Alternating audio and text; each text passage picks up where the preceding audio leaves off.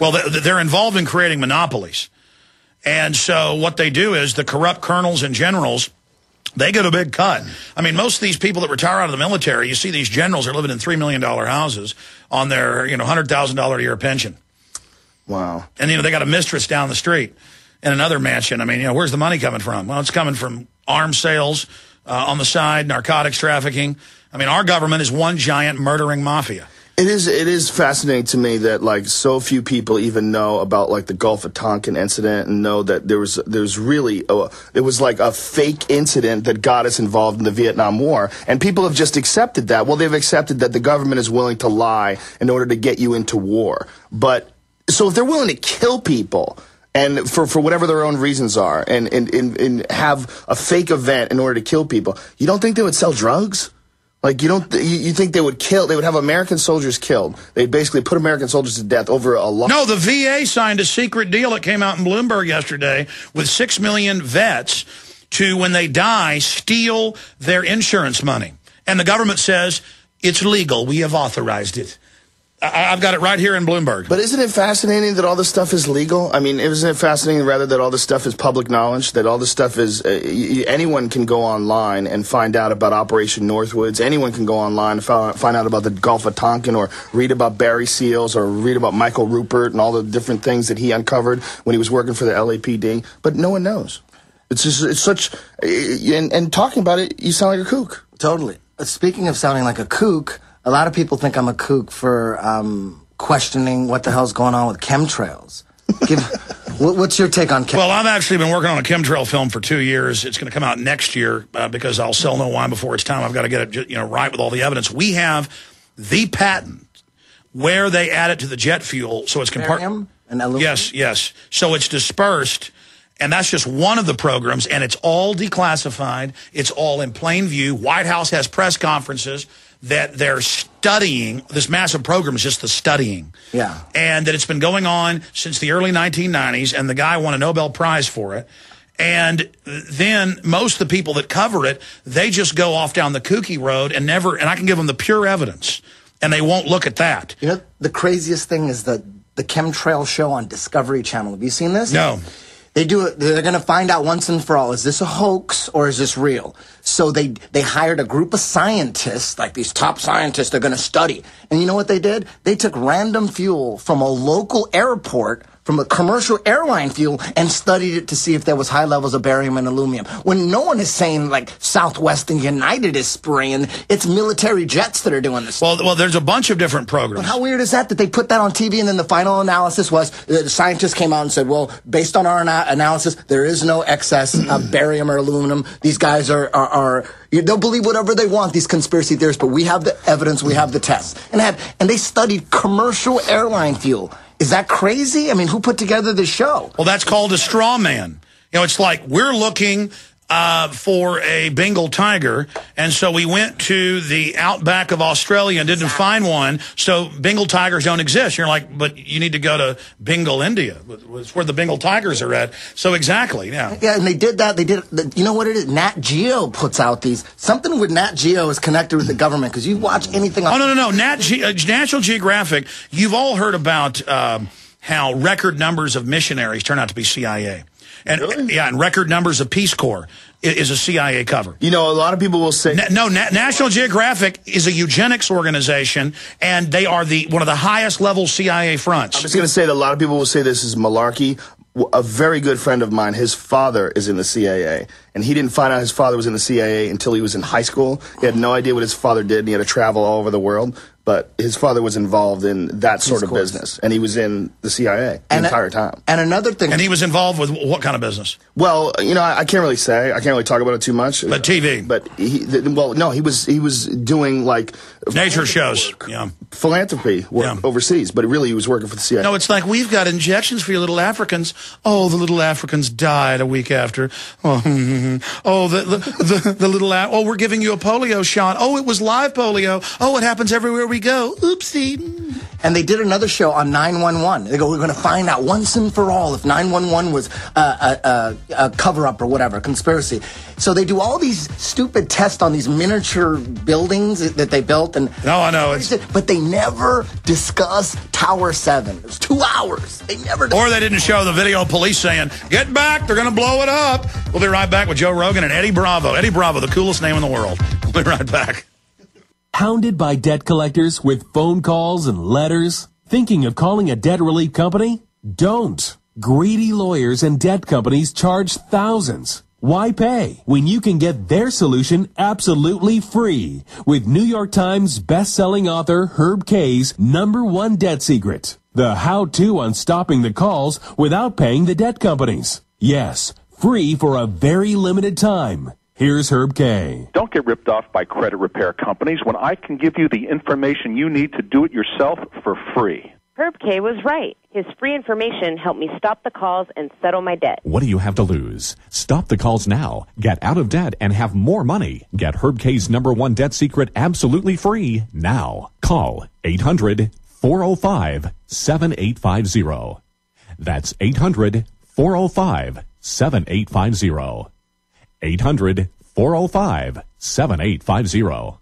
The question is, where should the American people draw their line in the sand? What have we got? A republic or a monarchy? A republic is based on a constitution which protects minority rights. Not democracy, not mob rule, 2 wolves and a sheep voting on what's for dinner. So they think they own our land, they think they own our water, children, our education, our money. We have to define who we are and what we will tolerate. Somebody's going to ask you what you did during the Patriot Uprising. You have been warned. We have the facts. We have the Constitution. We have the Bill of Rights. We have common law. Knowledge is power, ladies and gentlemen. And I'm so excited to be able to offer you Don't Tread on Me, Rise of the Republic. Tyranny is upon us, but liberty and the sleeping giant that is the American people is rising. A new tool in the info war. Don't Tread on Me. Order it at Infowars.com or PrisonPlanet.com or call toll-free 888-253-3139 and support independent, patriotic Liberty Films.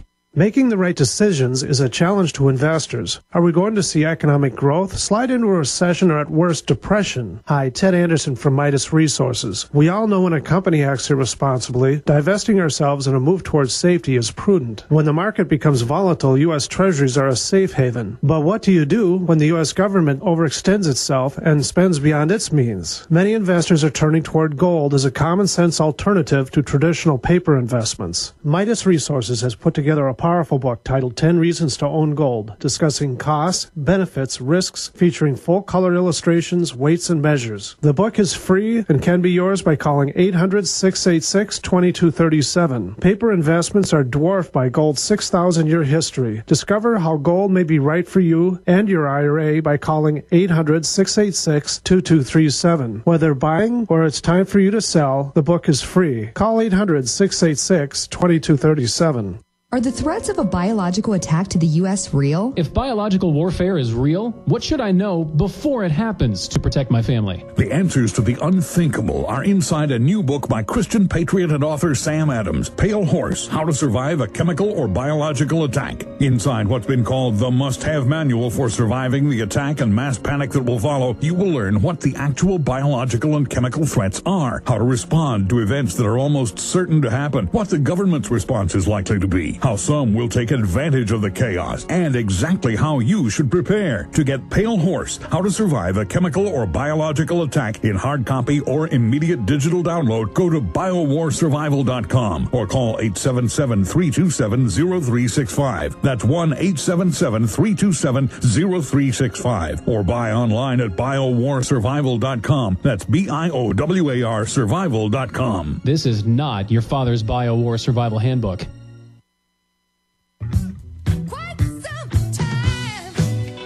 Eddie Bravo, Joe Rogan in studio with us for the rest of the hour. This is a short segment.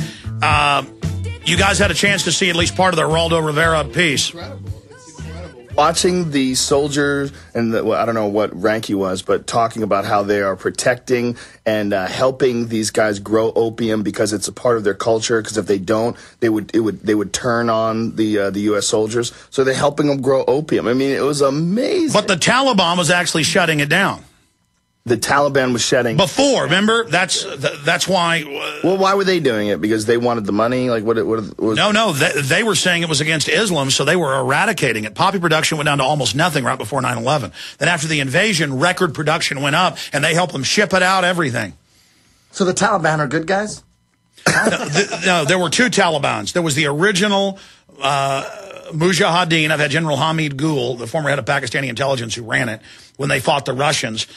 That was the real Taliban. Then they created Al-Qaeda within it, which is the CIA group that they use to go out and do bad things and then blame on the Taliban. Yeah. I'm not saying the Taliban are good guys overall. I don't agree with their religious beliefs or how they treat women. The point is the real Taliban conquers the real IRA and the fake IRA. The real Taliban was eradicating all the poppies. So that was another reason for the invasion. Well, that is a fascinating piece of video footage with Geraldo Rivera, in the poppy, or with the soldiers, talking about the poppy fields and how they're protecting them and providing them fertilizer and helping them grow it. Yeah. I mean, that's incredible. It is incredible. Where is that money going? Who's getting it? How does it? Well, they estimate it's 500 billion street value out of Afghanistan alone every year. Oh, Joe, don't take the Lord's name in vain. God damn. Okay, good. I don't ever say. Damn. Okay, good. You're a spiritual guy. You actually believe in God. Well, not necessarily. What I don't think that it is. I don't believe in religion. I believe that all religions are the work of man. But I am not opposed to the idea of a higher power. I think there's no way you could know, and there's no way I know whether there's a God or whether there's a grand plan or a grand designer of the universe. I don't think it's out of the question. Some of the things that I've experienced in my life, I mean, especially, I don't want to talk about psychedelic drugs, but they are, I believe, portals to other states of consciousness and other ways of looking at the world. And I think if you've experienced some of those things, a lot more things become possible. Like you think that a lot more things aren't out of the question. And that's how I look at the idea of God. I don't necessarily, I mean, I don't think it's, I have a feeling that it's not as simple as like there's a one dude who knows everything that's at the top of the heap. I think it's more like God is everything, that it's all connected, and there's like sort of like a grand design to the universe. The Force? Yeah, maybe the Force. We'll go with some Jedi Knight type stuff. Yoda floating around up there on a cloud. I mean, but like I don't say. I mean, when you say you believe in God, well, everyone talks about the God of the Bible, and that's. Well, I didn't mean to get us off into that, but Eddie had a question, and I don't want to be interviewed here, but he's like, no, finish up with the chemtrails. You interviewing us about He's fascinated by chemtrails. You interviewing us is like me interviewing the Pope about child molestation. You know what I'm saying? I want to ask you questions. Like what's up? What is your final take on chemtrails? 1 minute.